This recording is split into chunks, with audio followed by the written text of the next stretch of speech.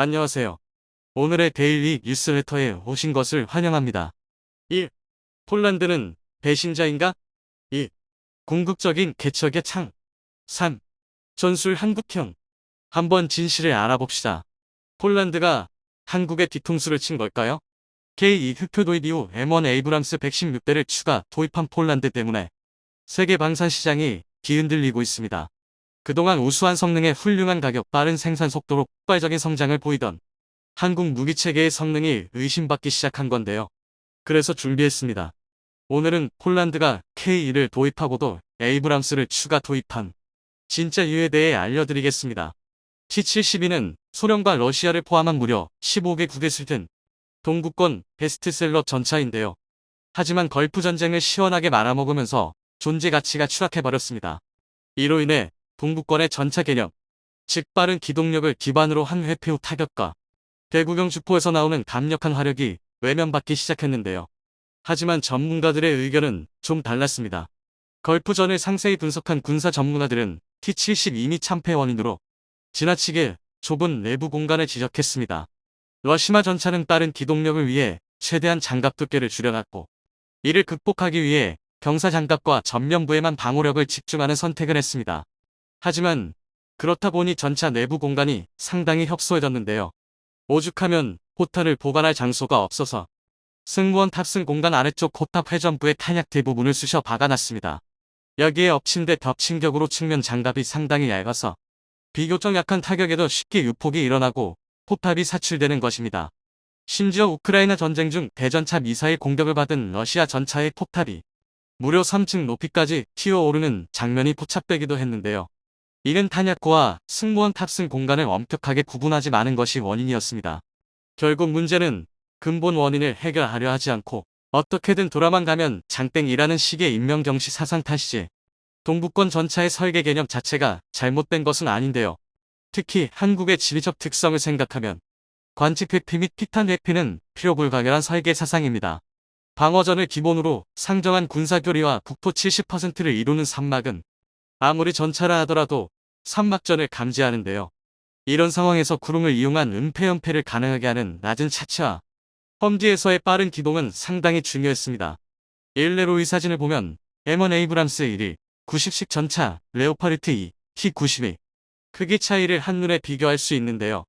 이것만 봐도 K1A1이 오리지널 동부권 전차민 T-90을 제외하고 가장 작은 크기라는 걸 말 수 있습니다. 심지어 K1은 승무원 전투실을 차체에 파묻으면서까지 최대한 정보를 낮췄는데요. 이 효과는 과거 한미면 훈련 모의전 당시 K1이 훌륭한 매복 전술로 M1 에이브람스를 격파했다는 기록으로 증명되고 있습니다. 당시 박먹은 역할이던 우리 군 전차 부대 1개 소대, 즉 3대의 K1이 에이브람스 20여 대를 격파했는데요. 이것만 봐도 동부권 전차 설계 개념이 잘못된 것이라고 말할 수는 없습니다. 게다가 K1은 자동장 전장치를 탑재하지 않았기 때문에 포탄 적재 또한 탄약수, 가대, 차체 탄약가대, 후방 가대에 나누어 적재되어 있습니다. 최대한 유폭을 방지한 건데요. 이처럼 K1은 얼핏 동구권의 설계 개념을 따라간 듯 보이지만 그 디테일한 부분에는 서구권 전차의 설계 개념이 상당히 많이 녹아 있습니다. 애초에 북한이 T-72를 도입했다는 첩보를 입수하고 이를 잡기 위해 만들어진 전차가 K1인데 무작정 동부권 전차를 따라했다는 것 자체가 어불성설인데요. 1970년대 중반 우리 군에서는 한국형 전차 사업을 추진할 때 미 입군 M1 에이브람스 전차의 개발사인 크라이슬러 디펜스를 탐색 개발 업체로 선정하였습니다. 이후 크라이슬러가 제너럴 다이내믹스사에 매각되었을 때도 한국은 기술자들을 파견해 기술 이전을 받아 전차 개발에 반명하였습니다. 이에 따라 K 전차는 한때 베이비 에이브람스라는 별명을 가질 정도로 기반 기술과 외형에 공통점이 많았습니다. 그리고 K2 흑표 전차는 K 전차의 설계 기술을 기반으로 1995년부터 개발되었는데요. 당시 한국은 1차 불공사업으로 러시아의 T-80U를 원형 그대로 이전받았고 국방과학연구소는 이를 해체 분석하며 획득한 기술을 K2 전차 개발에 반영하였습니다. 따라서 K2는 한국의 기술 융합 능력을 토대로 서구권과 동구권의 전차 기술의 장점이 반영된 전차라고 할 수 있습니다. 이를 가장 잘 보여주는 게 K 전차의 버슬식 자동잠 전장치인데요. 이는 탄약이 포탑 후방에 적재되고 장전수가 탄을 꺼낼 때만 문이 열리는 방식입니다. 탄약이 승무원 구역과 완전히 분리되어 있고 유폭이 가능한 상황에도 폭발 방향을 특정한 방향으로 유도하는 패널 등이 장착되어 있는데요. 즉 전차가 피격당해도 차체가 부서질지만 전 최대한 승무병의 생존을 보장하는 방식입니다. 게다가 여기서 끝이 아닙니다. K는 부족할 수 있는 방어력을 채우기 위해 X 능동형 방어 체계를 갖추어 방어력을 극한까지 올렸습니다. 국내 기술로 개발된 능동형 방어 체계는 3차원 탐지 추적 레이더, 열상 탐지기, 통제 컴퓨터와 발사 장비 및 대응탄으로 구성되었는데요. 이 덕에 적의 대전차 미사일이나 로켓이 아군 전차에 도달하기 전에 무력화시킬 수 있습니다. 여기에 T-80U에서 습득한 방사성 방어 라이너를 추가해 혹시나 모를 생화학전과 방사능 오염까지 방지했는데요. 여기에 56톤에 불과한 가벼운 무게에도 800mm 장갑까지 관통한 자탄을 방어할 수 있는 압도적인 방어력, 평기 시속 70km, 야드 시속 50km까지 주행이 가능한 놀라운 기동력을 갖추고 있는데요. 전혀 과장이 아니라 K는 동구권 전차의 빠른 기동력과 서구권 전차의 방어력까지 모두 갖춘 완성형 전차라고 할 수 있습니다. 오죽하면 상당수의 전문가들이 현재 가치를 기준으로 삼아도 K가 M1A2 에이브람스보다 우세하다는 입장을 내놓을 정도인데요. 그렇다면 폴란드는 왜 K2980대 도입으로 만족하지 못하고 추가로 116대의 에이브람스 전차를 도입하는 걸까요? 그 이유는 바로 K의 에이브람스 전차가 목적이 다르기 때문입니다. 폴란드는 나토 동부 방어의 핵심입니다. 우크라이나에 약 200여 대의 T-72 전차를 지원하기도 했는데 이에 따라 방어 역량의 격차 발생이 우려되고 있습니다. 쉽게 말해 우크라이나에 자신들이 쓸 물량까지 지원했다는 얘기인데요. 이로 인해 EU와 나토는 최후의 방어선인 폴란드에 막대한 맥스의 자금을 지원하고 있습니다. 폴란드는 이를 이용해서 좋다는 무기체계는 가능한 한 모두 도입하고 있는 건데요. 게다가 이참에 설계 결함이 수두룩한 동부권 무기체계에서 서구권 무기체계로 군의 노선을 갈아 끼우고 있습니다. 반면 K2흑표는 공격을 위한 전차입니다. K는 높은 기동력과 방어력, 그리고 압도적인 공격력을 바탕으로 폴란드 칼리닝그라드 국경지대와 폴란드 벨라루스 국경지대에 배치되어 있는데요. 즉 최전선에서 먼저 뛰고 먼저 적을 섬멸하는 용도입니다. M1 에이브람스가 수도인 벨라루스 인근에 배치되어 방어 전술 위주로 선택한 것과 상당히 대조적인데요.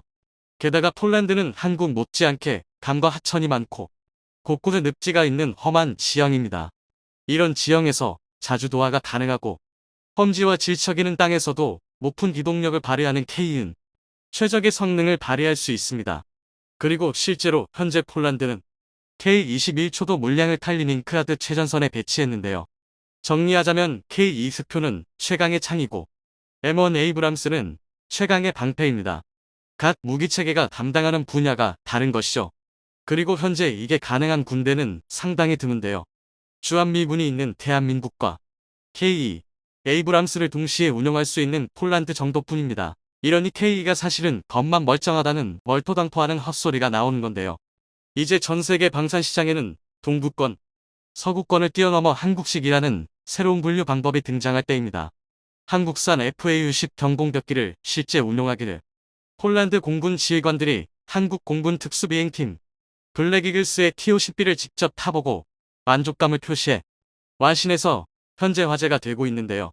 TO-10B는 폴란드가 도합할 FAU-10과 마찬가지로 한국 항공우주산업이 제작한 TO-10 고등훈련기에 바탕을 둔 기체인데요. 블랙이글스는 폴란드 댕블린 공군 기지에서 폴란드 공군과 우정 비행을 실시했다고 밝혔는데요. 국산 항공기의 유럽 수출 마케팅 지원에 나선 블랙이글스는 폴란드 공군 지휘관 4명을 후방석에 태우고 비행에 나섰습니다. 비행에서 폴란드 공군 제1비행단장 마치에이 트레카 준장은 블랙이글스 3번기에 제4비행단장 그제고시 실루사제 준장은 4번기에 탑승했던 것으로 알려졌는데요. 제23 공군 기지단장 크지스토프 스토비에츠키 대령은 7번기에 제1비행단 부단장 피오트르 이바스코 대령은 6번기에 각각 탑승해 비행체험을 했다고 밝혔는데요. 폴란드 공군 특수비행팀 오르게 PZ-L130 항공기와 함께 날아오른 블랙이글스는 댕블린 기지 상공에서 붉은색 연기와 흰색 연기를 내뿜으며 폴란드 국기를 그리기도 했는데요. 이후 임무 공역에서 별도 비행에 나선 블랙이글스 항공기들은 후방석에 탑승한 폴란드 공군 조종사들에게 국산 항공기의 성능을 유감없이 뽐냈습니다. 50여 분간의 비행을 마치고 취재진과 만난 스토비에츠키 대령은 소감을 묻는 질문에 훌륭했다고 답했는데요. 그는 비행을 하면서 어떤 느낌을 받을지 유심히 봤는데 이 항공기는 내가 비행하는 미그 29와는 완전히 다른 새로운 항공기였다면서 항공기와 조종사 간의 인터페이스가 미그 29와는 완전히 달랐다고 했는데요. 그러면서 비행하기가 매우 수월했다. 매우 좋은 경험이었다고 소감을 밝혔는데요. 스토비에츠키 대령의 주기종인 미그 29는 러시아의 4세대 전투기로 러시아를 비롯해 옛 공산권 국가들을 중심으로 약 30여 개국에서 운용하고 있는데요. 한국산 TO-10은 상대적으로 최신 항공기이기 때문에 비행 편의성이나 계기판과 조종관 등에서 차이가 있다는 게 그의 설명이었습니다. 기이어 항공기에서 내린 트레카 준장 역시 판타스틱하다. 후배들에게 추천할 만한 항공기라고 생각한다고 말했는데요. 트레카 준장이 지휘하는 제2비행단에는 국산 FA-10 항공기가 배치될 예정인데요. 한국항공우주산업은 총 계약 대수 48등, 내년 하반기부터 12대를 우선 폴란드에 납품한다는 계획입니다. 트레카 준장은 미그 29 전투기뿐만 아니라 냉전시대 전폭기 임무를 수행했던 수호 22 조종 경험도 갖고 있는데요. 그는 TO-10은 내가 조종했던 항공기들과 전혀 달랐다면서 컴퓨터 기반 시스템과 플라이 바이 와이어가 인상적이었다고 전했는데요. 플라이 바이 와이어는 기계적 제어가 아닌 전기 신호에 의한 제어를 의미하는데요. 옛 항공기들은 기계 구조와 유압에 의존했지만 최신 항공기들은 조종 신호를 컴퓨터가 해석해 전기적인 신호를 유압 시스템에 제공하는 방식으로 개발되는데요. 이를 통해 조종사 판단 이전에 컴퓨터가 계산해 비행의 정확성을 보장하기 때문에 조종사 임무를 그만큼 줄여주게 되나. 트레카 준장은 컴퓨터는 조종사에게 많은 것을 할 수 있게 해준다면서 TO-10의 최신 장비들이 인상적이었는데 F-16과 유사한 것으로 보였다고 밝혔는데요. 한편 TO-10은 카이가 미국 록히드 마틴과 F-16을 기반으로 공동 설계한 항공기인데요. 카이는 지난 6월 록히드 마틴과 전략 협약을 맺고 공동 글로벌 마케팅을 진행하고 있는 상황인데요. 폴란드에 뒤이어 말레이시아 정부 대표단이 최근 방한해 한국산 경공격기 FA-10 도입을 위한 실사를 진행한 것으로 확인됐는데요. 폴란드에 이어 한국산 방산무기의 말레이시아 수출이 가시화한 것으로 보인다는 전문가들의 견해가 이어졌습니다. 업계 관계자 등에 따르면 말레이시아 실사단이 경남 사천 한국항공우주산업본사를 찾아 현장 실사를 진행했는데요. 실사단은 폴란드 수출 물량인 FA-10의 제조 과정과 완제품, 첫 한국산 전투기 KF-21의 시제품 등을 살펴본 뒤 긍정적 반응을 보였다고 전했는데요. 1차 시업 규모는 약 40억 링기작 1조 원으로 내년 1분기쯤 최종 사업자가 발표될 예정인데요. 말레이시아 공군은 현재 노후 전투기 한 대와 사업을 진행 중으로 그동안 말레이시아는 훈련기와 경공격기를 겸해 사용해왔던 영국산 호크기를 대체하기 위해 경전투기 18대 구매를 추진해왔다고 밝혔는데요.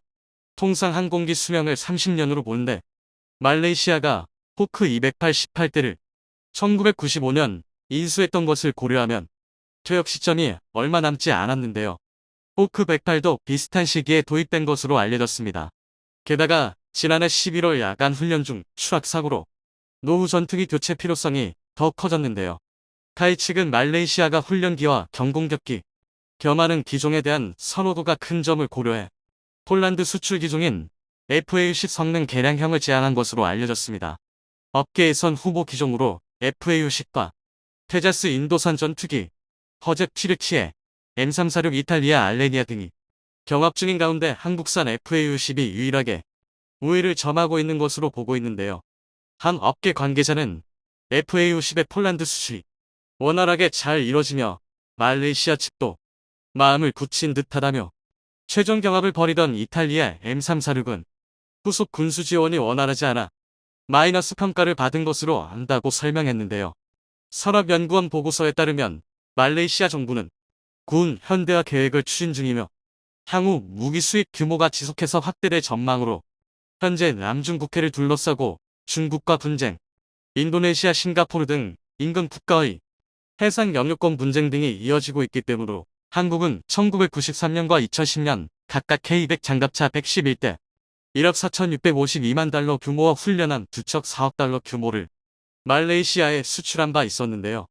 말레이시아가 도입 기종을 확정 지으면 시업금 납부 방법에 대한 세부 협상이 이어질 전망으로 군사 전문가들은 한국산 전투기는 제품의 가성비가 좋고 폴란드 수출 등으로 우수성과 후속 군수 지원이 우수한 것도 시장에서 검증된 것이 FA50의 강점이라며 말레이시아 고위 인사가 수출 계약을 앞두고 마지막 확인 차원에서 실사를 진행한 것으로 안다고 밝혔습니다. 한국항공우주산업은 폴란드, 말레이시아와 국산 경공격기 FA60 수출 계약을 체결할 예정인 가운데 콜롬비아와도 협상을 벌이고 있을 것으로 알려졌는데요. 현재 콜롬비아는 FA50 20대를 원하고 있다며 FA50대당 가격은 4천만 달러, 약 520억 원 수준으로 20대 계약이 확정되면 수출 규모는 1조 400억 원 수준이라고 밝혔는데요. 콜롬비아 공군은 A37 경공격기 17기와 T-37 훈련기 30여 기를 운용하고 있는 것으로 알려졌지만 노후화로 인해 현재 퇴역 절차를 밟고 있다고 밝혔는데요. 당초 콜롬비아가 대체 기종으로 고려한 것은 F-16 전투기였지만 감염증으로 인한 경제 타격 등 여파로 예산이 부족해지자 성능과 가성비가 뛰어난 한국산 FA50으로 눈을 돌린 것으로 전해졌는데요. 이와 함께 콜롬비아 공군이 장학생을 선발해 한국에 보내 교육을 받는 것과 티토 사울 피니아 전 주한 콜롬비아 대사가 2016년 3월 공군 제1전투 비행단에서 국산 초음속 훈련기인 T-50에 탑승해 직접 비행 체험을 한 것도 영향을 준 것으로 알려졌는데요. 콜롬비아 피니아 대사는 20여 년 동안 약 8,000시간 비행한 경력이 있는 베테랑 전투기 조종사로 콜롬비아 공군 사관학교 출신인 그는 주한 콜롬비아 대사로 부임하기 전까지 공군 사령관이었는데요. 한국산 전투기를 탑승해보고 파워풀한 성능에 현재 아시아 시장에는 앞으로 180대 이상 수출한다는 목표를 잡고 있다고 밝혔는데요. 아시아에서는 이미 인도네시아와 태국, 필리핀 등이 FA50을 운용하고 있어 수출 목표를 달성하면 아시아 시장 지배력이 더욱 공고해질 전망으로 여기에 콜롬비아와 FA50 수출 계약이 성사되면 카이는 유럽과 아시아에 이어 남미까지 수출 전선을 확장하게 됩니다. 현재 한국은 전세계 무기 수출국 8위에 올라 있는데요. 수출입은행이 지난달 발간한 방위산업의 특성 및 수출 전략 보고서에 따르면 최근 5년간 한국 무기 수출은 그전 5년 대비 176.8% 증가한 것으로 나타났는데요. 그 결과 전세계 무출에서 엄청난 성장을 보이고 있는데요. 보고서 통계를 보면 이번 연도 기준 한국 방산업체 매출은 전년 대비 6.2% 증가한 15조 원, 영업이익은 16.4% 늘어난 5,675억 원을 기록했습니다. 방산 매출은 항공유도 31.9%, 탄약 16.5%, 화력 13.7%, 함정 13.3% 순으로 많았는데요. 4개 분야는 전체 매출에서 75.4%를 차지했습니다. 분야별 영업이익률은 항공유도 4.7%, 탄약 5.8%, 화력 6.8%, 함정 6.8%, 기동 4.2%, 통신전자 4.2%, 화생방 5.4% 등이었는데요. 한편 한국군 당국은 FA50을 비롯해 K2 흑표전차, K9 자주포 등을 구매할 것으로 알려진 폴란드에 방산 업무를 전담하는 무관을 파견한다며 해당 무관은 한국과 폴란드가 방산 관련 계약을 체결할 때 계약 이행에 관한 업무를 맡는다고 밝혔습니다. 군 관계자는 계약 이행 과정에서 발생한 다양한 변수에 대처하고 관리하는 게 중요하다는 판단에 따른 것이라고 설명했는데요. 이러한 한국의 무기 수입을 한 국가들 입장에서는 확실한 한국의 AS 시스템에도 세계 최대 운하 보유국 중 한 곳인 파나마가 한국에게 미래를 맡겨버리자 전 세계 외신들이 이를 대서특필하고 있어 화제입니다. 파나마는 중국의 파격적인 제안도 뿌리치며 한국을 선택한 상황인데 1대1로를 확대하기 위한 시진핑의 계획이 물거품이 됐다는 기사가 쏟아졌을 정도입니다. 파나마에서 어떤 일이 벌어졌기에 외신들이 한국을 주목하고 있는지 살펴보겠습니다. 파나마는 매년 14,000척의 선박들이 이용하는 대형 운하를 가지고 있습니다. 태평양에서 카리브해를 거쳐 대서양으로 연결되는 통로 역할을 하는 곳입니다. 세계 물 통량의 3~5%를 책임지며 북미와 남미를 인결하는 지점에 위치해 있기도 하죠. 원래는 콜롬비아에 속해 있다가 1903년 미국의 도움으로 국가가 된 나라입니다. 파나마 정부는 파나마시의 만성적인 교통난 해소와 경제 활성화를 위해 나라의 미래를 바꾼 핵심 사업으로 철도 교통망 구축에 집중해 왔습니다. 시진핑이 2018년 파나마를 방문해 지하철 수주에 온 힘을 쏟았던 것도 이 때문입니다. 당시 중국은 교량, 철도, 항구 및 발전소 등에 대한 투자를 제한했고 컨테이너 항구 구축에 9억 달러 투자를 약속하기도 했습니다. 특히 지하철 공사에는 중국 건축 공정청공사를 필두로 5개 중국 업체가 단독 또는 컨소시엄을 구성해 질사표를 냈을 정도입니다. 파나마는 중앙아메리카 국가 가운데 지하철을 유일하게 운영해왔던 나라입니다. 2014년 총 길이 16km의 1호선을 건설했고 2호선도 운영 중에 있습니다.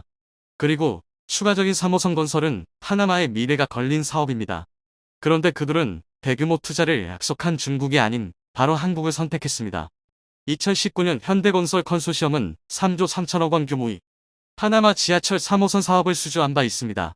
현대건설을 주축으로 포스코건설, 현대엔지니어링 등 국내 3개사가 중국 컨소시엄과 경쟁을 벌인 끝에 최고점을 받아 수주를 따냈던 것입니다. 수도 파나마시티와 서부를 연결하는 전체 25km 국간과 14개역을 건설하는 프로젝트로 강력한 지진도 견딜 수 있는 조건이 요구됐습니다. 지금까지 파나마에서 추진된 인프라 공사 중 최대 규모 사업이 진행되는 것입니다. 한국 컨소시엄은 기술 제한 403점, 경제성 490점으로 893점을 받은 반면 중국 철도그룹이 포함된 컨소시엄은 842점을 그치며 탈락했던 상황입니다. 이에 중국 측은 분노했고 한국 수주에 재통을 걸어왔습니다.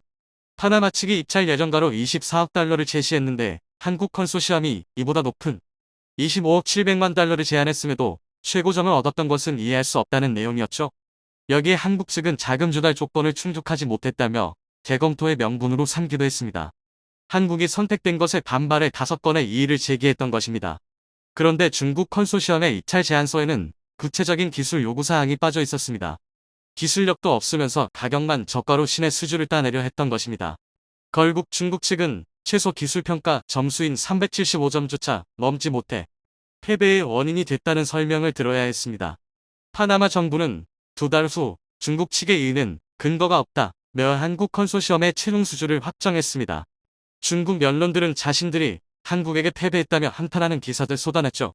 파나마 3호선과 유사한 국내의 다수 프로젝트를 수행한 경험도 그들에게 신뢰를 준 상황입니다.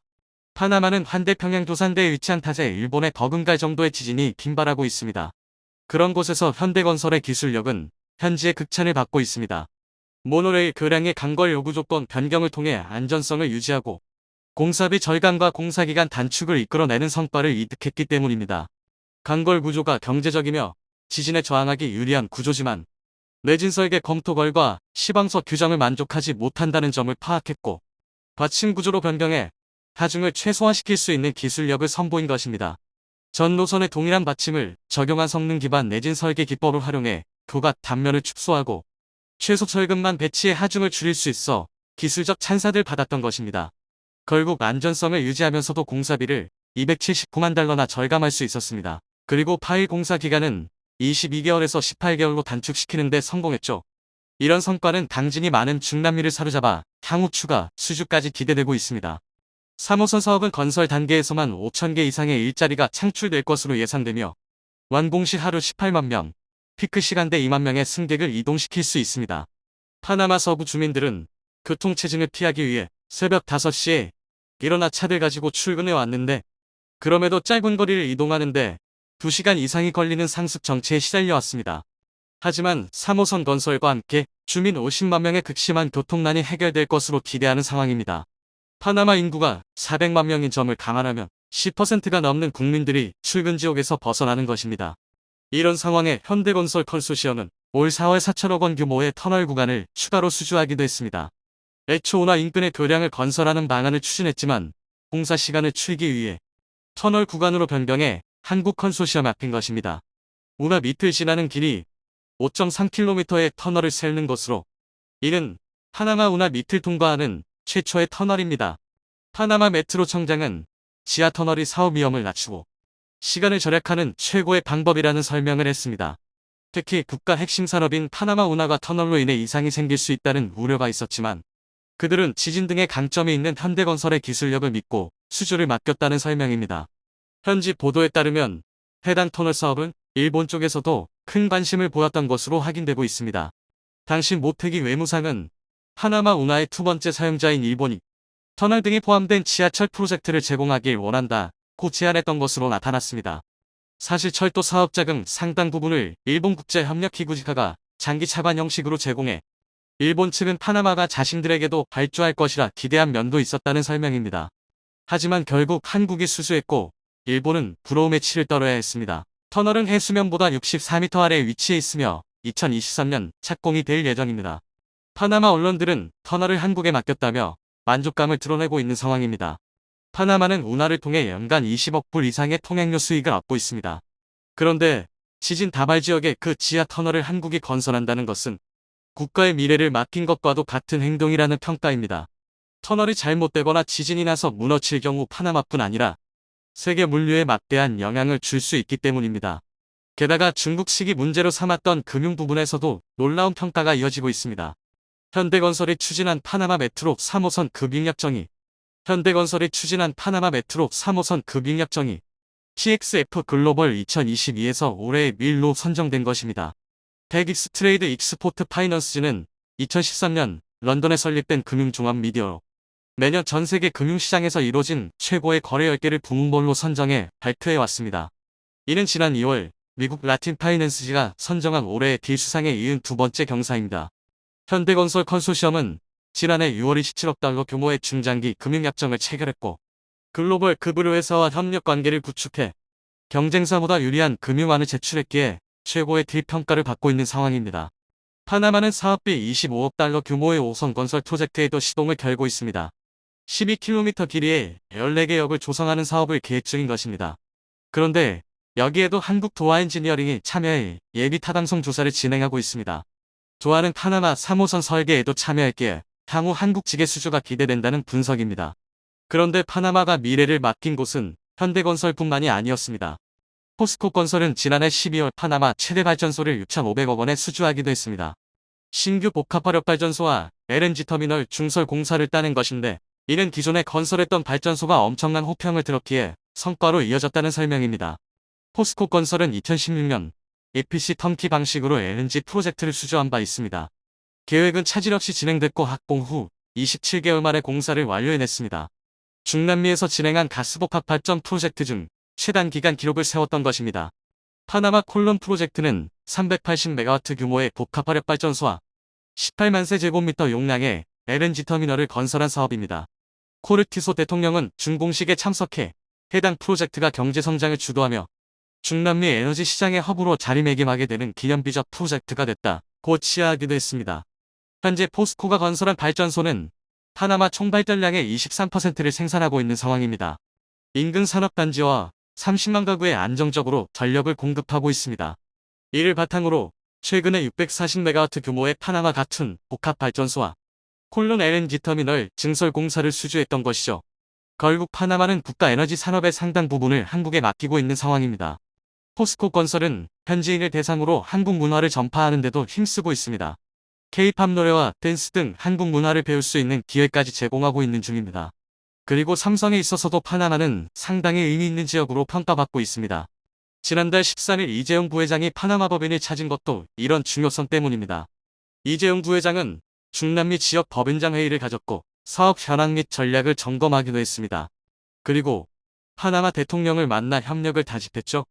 파나마는 삼성TV가 세계 1위로 올라갈 수 있게 발판 역할을 했던 상징성이 있습니다. 삼성전자가 컬러TV 개발에 성공한 것은 1976년이었습니다. 당시 해외 수출을 모색했는데 선뜻 낯선 회사 제품을 받아주는 바이어는 없었죠. 그런데 첫 수출 대상국은 뜻밖에도 중미의 파나마였습니다. 세계 최대 규모인 미국 시장에 앞서 파마나들 테스트 마켓으로 삼았고 현지 판매상에게 독점권을 부여해주는 등 최선을 다해 설득해 기회를 잡았던 것입니다. 파나마 전원과 방송 시스템이 미국과 같다는 점도 이런 선택을 했던 배경입니다. 1차로 컨테이너 1개분에 해당하는 250대를 파나마에 수출했는데 그 과정 속에서 다양한 문제를 찾아낼 수 있었습니다. 그렇게 삼성TV는 열흘 만에 매진됐고 곧 미국 시장에 진출했죠. 현재 삼성TV 시장 점유율은 31%까지 올라섰는데 파나마에서 진행했던 테스트를 발판 삼아 17년 연속 세계 1위를 할 수 있었던 것입니다. 파나마 현지 법인은 삼성전자에 있어서도 해외 첫 지점입니다. 삼성은 내년 파나마에서 열리는 로봇올림픽의 후원사 역할도 맡고 있습니다. 파나마의 미래 세대를 지원하는 일에 삼성이 앞장서고 있는 것입니다. 이에 파나마 대통령은 삼성이 파나마에서 무슨 사업을 하든 환영한다는 뜻을 밝혔죠. 한국과 함께 성장하는 파나마. 더욱 높은 협력을 이루길 바랍니다.